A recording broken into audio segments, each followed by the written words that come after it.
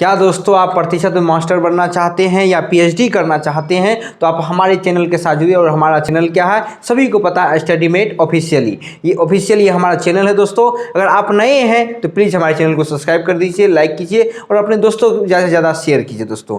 इससे पहले कि जो भी हमने 4 वीडियो आपको बताए बहुत ही ज़्यादा इंपॉर्टेंट है और ताल ठोक के हम कह सकते हैं दोस्तों, अगर आपने वह वीडियो नहीं देखा मतलब आप परसेंटेज का ABCD भी नहीं जानते।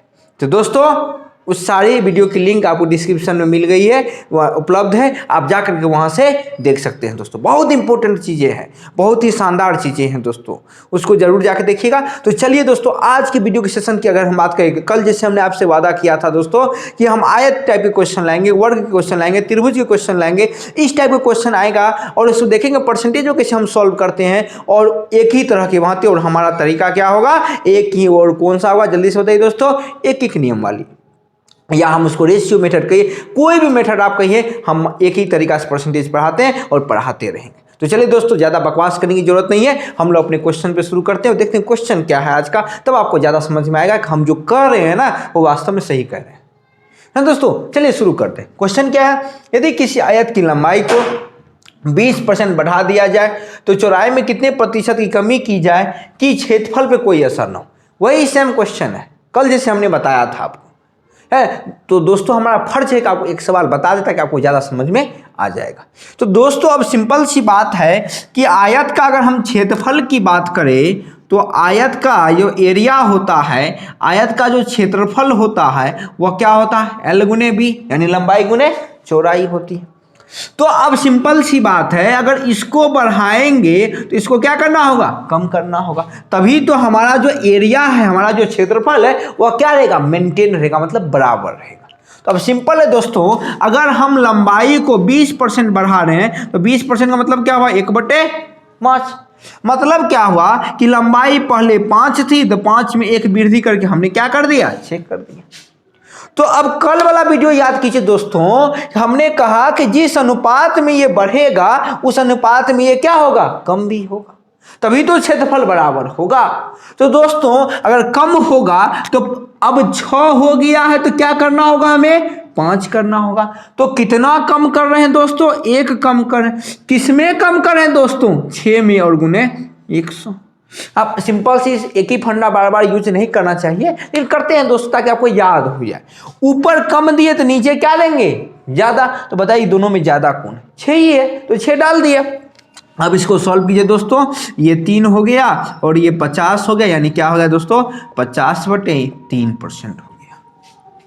तो अब दुनिया का कोई भी सवाल आ जाए, चाहे लंबाई को बढ़ा दे, चौड़ाई को क्यों ना बढ़ा दे, है ना, तो क्षेत्रफल में क्या परिवर्तन होगा वो भी हम आपको दिखाने वाले हैं अभी क्वेश्चन।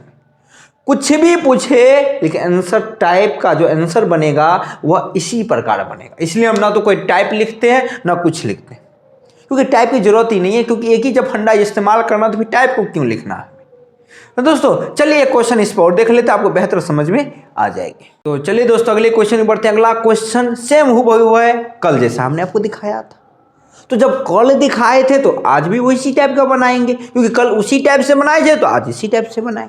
दोनों में कोई अंतर नहीं होगा। अब नहीं होगा तो बनाएंगे भी तो उसी तरीका से दोस्तों। तो चलिए दिखाते हैं कि बनाते कैसे हैं। पहले क्वेश्चन देख लीजिए, यदि किसी आयत की लंबाई को 30% बढ़ा दिया जाए, है ना, और चौड़ाई को 40% कम कर दिया जाए तो क्षेत्रफल पे क्या असर पड़ेगा। मतलब पहलुका क्षेत्रफल जब हम कुछ नहीं बढ़ाए थे और नया क्षेत्रफल जब हम बढ़ा दिए तो क्या असर पड़ेगा। अब इसके लिए क्या करते हैं बच्चे, ट्रिक सीखते हैं। ट्रिक की जरूरत है ही नहीं दोस्तों, झूठों से माइंड पर बंडेशन क्यों देना हमें। अगर मान लीजिए XY में बनाएंगे तो 3 कट्ठा में जाएगा, तो 4 कट्ठा तो जेबे करेगा, है ना। तो चलिए उतना क्यों जाना है, हम धूर में ही रख लेते हैं, चुटकी में बनाते हैं और देखिए कैसे सॉल्व होता है ना दोस्तों। तो क्वेश्चन है कि 30% लंबाई को बढ़ाया गया, है ना, 30% किसको बढ़ाया गया, लंबाई को। तो इसका मतलब क्या हुआ दोस्तों, 3/10। इसको क्या कर दिया गया, बढ़ा दिया गया। अब चौड़ाई को क्या किया गया है, 40% कम कर दिया गया है। तो मतलब क्या हुआ दोस्तों, जल्दी से बताइए 40% का क्या मतलब होता है। तो 20 दूनी 40 और 20 पंचे 100, और इसको क्या कर दिया गया, कम कर दिया गया।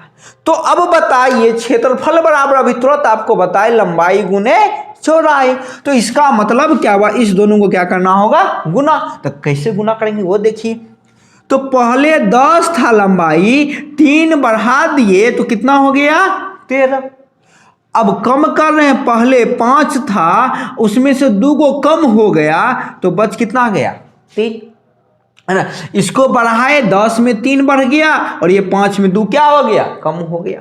तो अब कह रहा है कि इसके क्षेत्रफल पे क्या असर होगा, दुगुना कर दीजिए। तो 10 पचे 50, 13 तिया 39। अब देखिए पहले क्षेत्रफल था 50, अब कितना हो गया 39। मतलब क्या हुई है, कमी हुई है। एक तो ऑप्शन से ऐसे ही आ जाएगा, चलो कमी हुई है। तो अब कमी कितनी हुई है दोस्तों, तो 11 की कमी हुई है। कितनी कमी हुई है, पहले 50 था अब 39 हुआ तो 11 की कमी हुई। तो अगर 11 की कमी हुई है तो कितने से कमी हुई है, 50 से कमी हुई है। तो बट्टे में 50 गुने 100। सिंपल फंडा, ऊपर कम तो नीचे ज्यादा, इन दोनों में ज्यादा कौन है, 50 है। अब काट दीजिए, 50 दूनी 100, 11 दूनी 22% की क्या होगी दोस्तों, कमी होगी। तो बताइए कि हमने जो आपसे वादा किया पूरा किए कि नहीं किए। तो दोस्तों मैथमेटिक्स कुछ है नहीं, बस मास्टर सब हवा बना के रखते हैं, है ना। कोई ट्रिक कोई कुछ नहीं याद करना दोस्तों, बस माइंड का इस्तेमाल करना है और सीखना है मैथमेटिक्स को। तो चलिए दोस्तों अगले क्वेश्चन बढ़ते हैं। अगला क्वेश्चन इससे भी ज़्यादा इंपॉर्टेंट है ना दोस्तों। तो चलिए दोस्तों अगले क्वेश्चन को बढ़ते हैं। अगला क्वेश्चन ये भी वेरी वेरी इंपॉर्टेंट है और इसको भी विद्यार्थी लोग पता नहीं कितने कितने लंबे चौड़ा बनाते हैं, कितनी जरूरत नहीं है। सिंपल मेथड है, सीख लीजिए, एग्जाम में काम देगा, है ना दोस्तों। क्वेश्चन क्या है कि एक परीक्षा में उत्तीर्ण प्रतिशत 40%, मतलब 40% अगर अंक लाएगा तो वो क्या हो जाएगा, पास कर जाएगा। तो वह छात्र, एक छात्र होता है जो 210 अंक लाता है उस परीक्षा में, लेकिन 30 अंकों से वह क्या हो जाता, फेल कर जाता है। तो कह रहा कुल अंक ज्ञात, कुल अंक मतलब कितने का एग्जाम हुआ, या कहेगा अधिकतम अंक ज्ञात कीजिए, मतलब कितने का एग्जाम हुआ। दोनों एक ही टाइप के क्वेश्चन। अब दिमाग लगाइए थोड़ा सा दोस्तों कि अगर 40% अंक लाता तो वो पास कर जाता, तो लेकिन क्या हुआ 210 अंक लाया, 30 नंबर से फेल हो गया। इसका मतलब हुआ कि अगर वह 30 अंक लाता तो पास कर जाता, 30 अंक के लिए तो फेल हुआ है वो। तो अगर वह 30 अंक लाएगा तो मतलब क्या हुआ कि 240 अंक पर पास था। इसका मतलब तो यही हुआ, तभी तो वह 210 अंक लाया और 30 अंकों से क्या हो गया, फेल हो गया। अब ये 240 अंक जो लाया है ये कितने प्रतिशत के बराबर है, 40%। क्यों, क्योंकि ये क्वेश्चन पहले ही कह दिया कि उत्तीर्ण प्रतिशत 40% है। तो जो हमारा 240 अंक आया वो तो 40% के बराबर होगा। तो अगर ये 40% के बराबर होगा तो हमको कुल ज्ञात करना, तो कुल कितना होता है 100%। 100% ज़्यादा कुल हो ही नहीं सकता है ना दोस्तों।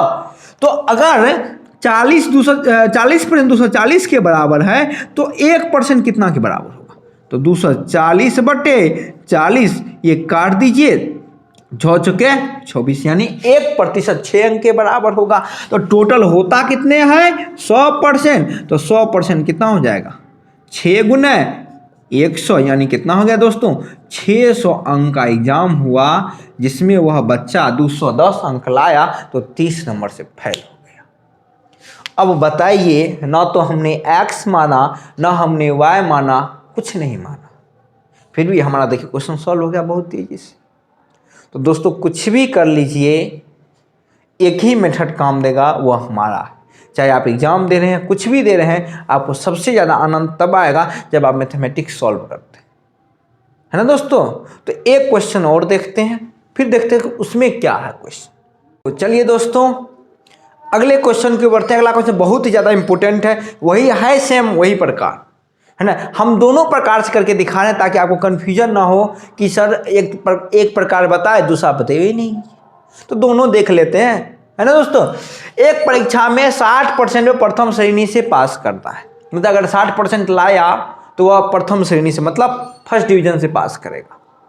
एक छात्र जो 390 अंक लाता है, जो प्रथम श्रेणी है, जितना वो पास करना होता है प्रथम श्रेणी है, वह 30 अंक उससे ज्यादा है, तो कुल प्राप्त वही सेम क्वेश्चन, कुल प्राप्त अंक ज्ञात करना, सेम क्वेश्चन। तो इसका मतलब क्या हुआ कि अगर 60% पर पास है तो इसका मतलब क्या हुआ कि 390 अंक अगर वो लाता है तो 30 नंबर अगर उससे ज्यादा है, तो अगर 30 नंबर घटा देंगे तो प्रथम श्रेणी के बराबर होगा कि नहीं? तो 390 में 30 अंक घटा दिए तो कितना बच गया दोस्तों? 360 अंक। कुल प्राप्तांक पूछ रहा है, तो अगर कुल प्राप्तांक पूछ रहा है तो कुल प्राप्तांक होता कितना है? 100%। तो पहले 1% निकालिए, तो 1% के लिए 360/60 है ना, तो टोटल होता कितना है? 100%। तो 360/60 गुने 100 है ना, 0 कट गया, 6 के 36, कितना आ गया दोस्तों? 600। यानी कुल जो एग्जाम हुई थी वो कितने की हुई थी? 600। तो आप कुछ भी कैसी भी टाइप का आपको क्वेश्चन दे दे ना दोस्तों, आप आसानी से बना सकते हैं परसेंटेज के। दोस्तों बहुत इंपॉर्टेंट चीजें ये सब। तो दोस्तों आज के लिए इतना ही। अब अगली वीडियो में क्या मिलेंगे? अगली वीडियो में आपको मिलने वाले हैं मिसलेनियस क्वेश्चन, विविध प्रकार के क्वेश्चन। ये तो सारे टाइप खत्म हो गए है ना, तो मिसलेनियस क्वेश्चन आपको मिलने वाले हैं, बहुत सारे विभिन्न प्रकार के परसेंटेज क्वेश्चन, इसमें उसको जोड़ देंगे, उसमें इसको जोड़ देंगे, तब देखेंगे कैसे सॉल्व करते हैं। तो दोस्तों अगर आपके पास भी कोई क्वेश्चन है तो आप हमारे ईमेल आईडी पर भेज सकते हैं। कोई भी क्वेश्चन चाहे परसेंटेज का हो, आप हमें भेजेंगे और हम आपको दिखाएंगे उसको सॉल्व कैसे करते हैं। जो आपके लिए हार्डेस्ट क्वेश्चन क्यों ना हो, आप हमें वो भेजिए और आपको दिखाएंगे कि कैसे सॉल्व करते हैं उसे दोस्तों, और इजी वे में। तो आज के लिए इतना ही। जय हिंद।